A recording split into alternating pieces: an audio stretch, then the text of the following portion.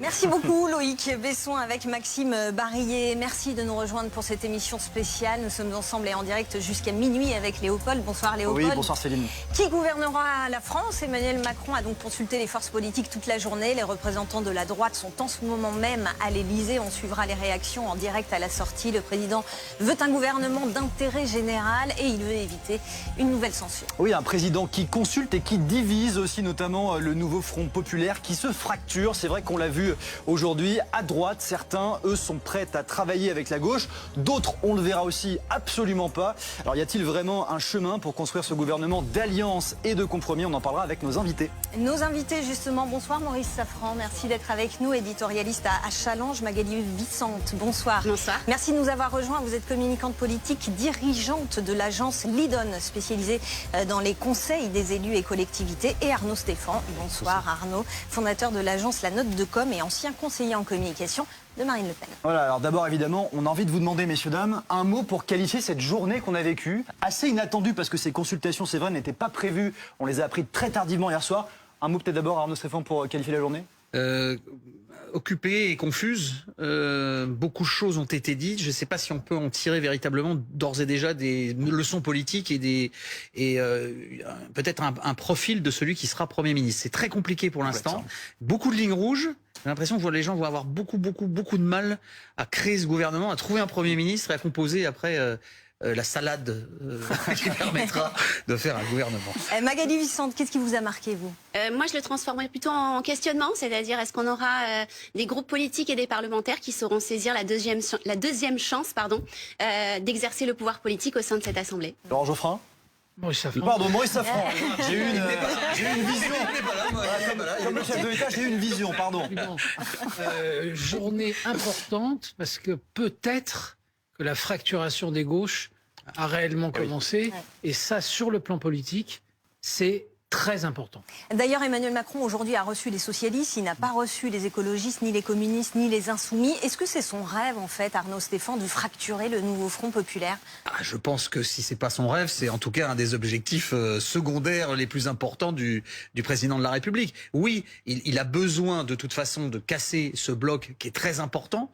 Deux, il a besoin aussi de faire perdre son influence à la France insoumise, qui aujourd'hui avait complètement, qui dirigeait quasiment la gauche par sa force militante et la menace qu'il faisait planer en cas d'élection anticipée, ce qui est toujours le scénario le plus probable pour juillet prochain, de couper l'herbe sous le pied du PS, c'est-à-dire que énormément des circonscriptions que le PS a aujourd'hui dépendent en vérité du report de voix de la France insoumise. Oui, c'est vrai que... Oui, allez-y. Deux remarques importantes. D'abord, Emmanuel Macron s'est déjà trompé une fois. Il a prononcé la dissolution, absolument convaincu que son camp pouvait gagner. À l'époque, très catégorique d'ailleurs, j'ai raison de le faire. Il était convaincu que la gauche allait se fracturer. Échec total. Peut-être que cette fois-ci, il est sur le point de réussir. Pourquoi cette fois-ci en particulier, il pourrait réussir ce qu'il n'a pas réussi la dernière fois?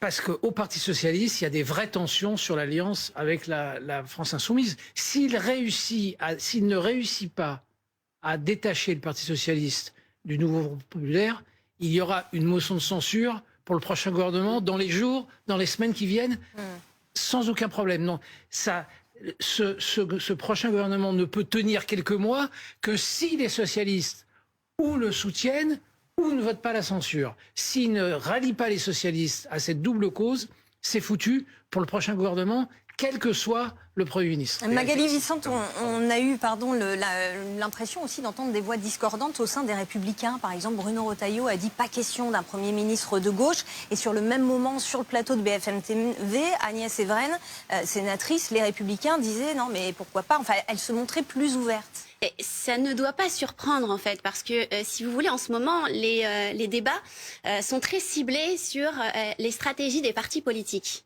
Mais si on veut que nos parlementaires réussissent demain, il faut qu'on sorte de cette stratégie de parti politique et que chaque parlementaire prenne sa responsabilité. Et là, il y a un vrai débat aussi sur ce champ de la responsabilité. Vous voyez que ça fait une semaine que chacun se renvoie les responsabilités. Le mot responsabilité est dans les éléments de langage de tout le monde. Et donc, à un moment donné, il faut sortir de ce champ exclusivement partisan, parce que sinon, comme vous le dites, on tombera systématiquement avec une opposition, soit à l'extrême gauche, soit à l'extrême droite, et donc un sentiment de blocage permanent. Donc, il y a aussi une question que certains doivent se poser qui est fondamentale, parce que tous les parlementaires parlent aujourd'hui de crise politique, de crise de régime, mais est-ce qu'on en a entendu certains se remettre en question sur potentiellement la façon dont ils exercent aujourd'hui le pouvoir au sein de leur groupe politique et au sein de cette Assemblée?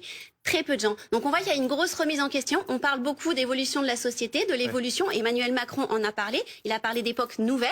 Eh bien, l'époque nouvelle, elle ne concerne pas que les citoyens. Elle concerne aussi l'exercice de la politique. Arnaud Stéphane, justement, il se trouve que j'étais à l'Elysée hier soir pour suivre cette allocution. J'ai pu parler aussi avec des conseillers du chef de l'État. Bon, moi, ce qui m'a frappé, je vais vous le dire, c'est qu'il y avait effectivement cette liste d'invitations qui a été révélée assez tardivement, de manière, on va le dire, un peu improvisée, avec donc 3 forces, ce bloc central, CLR, on en reparlera tout à l'heure avec Loïc, donc qui suit la sortie tout à l'heure, notamment de Laurent Wauquiez, et puis le PS. Pourquoi Emmanuel Macron, il a choisi ces 3 forces-là en particulier? Parce que déjà, c'est la capacité de fracturer, vous l'avez dit tout à l'heure. Il peut fracturer la gauche, mais il peut fracturer aussi une partie de la droite.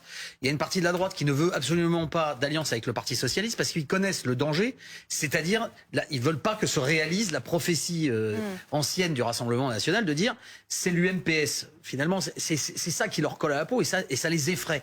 Et en plus, ils sont dans des terres électorales qui sont pas du tout ouvertes à ça. Et ça, c'est la majorité que vous avez au Sénat. Ça, ils ont du mal à en entendre parler. Et cette droite, qui est plutôt une droite conservatrice, ne veut pas en entendre parler. Après, sur le MoDem, etc., c'est que parce qu'ils n'ont pas de problème à accepter ce genre de challenge, puisque de toute façon, ils ont un débouché politique qui serait relativement restreint s'ils faisaient autre chose, en fait. Maurice Safran. Moi, je suis peut-être tout seul dans ce cas-là, mais je crois qu'on a mal interprété ce qu'a dit Bruno Retailleau. Si on reprend la déclaration de Bruno Retailleau, elle est très claire. Pas de Premier ministre de gauche compromis avec les Insoumis. Oui. Bernard Cazeneuve n'est pas compromis avec les Insoumis. Donc là, il y a une voie, Donc il y a une de passage. ouverture. Mais il n'est pas le Parti socialiste. Mais il n'est pas le Parti socialiste. Mais il est extrêmement précis, Retailleau, le ministre de l'Intérieur. Il dit pas de Premier ministre compromis avec les Insoumis. Donc c'est maintenant des proches de Laurent Wauquiez, ne nous ont pas caché aujourd'hui que la solution Bayrou leur convient parfaitement. Oui. Parce que comme Michel Barnier et comme moi, ils ont un certain âge déjà. Donc François Bayrou, Ce qui n'est pas un défaut. Hein. il a 73 ans.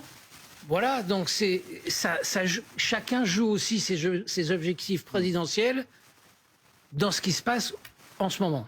Alors on va poursuivre nos discussions à 21h30, mais tout de suite notre document Ligne rouge avec la chute de Michel Barnier. La France saute dans l'inconnu. Oui, du 49-3 à la motion de censure. On vous propose ce soir de plonger dans les coulisses, justement coulisses très importantes de cette crise politique sans précédent. Un sujet signé Stéphanie Zenati, Fanny Regnault avec Sophie Herbet, Bertrand Séguier, Fabrice Babin, Mathieu Le Peignet. On revient juste après.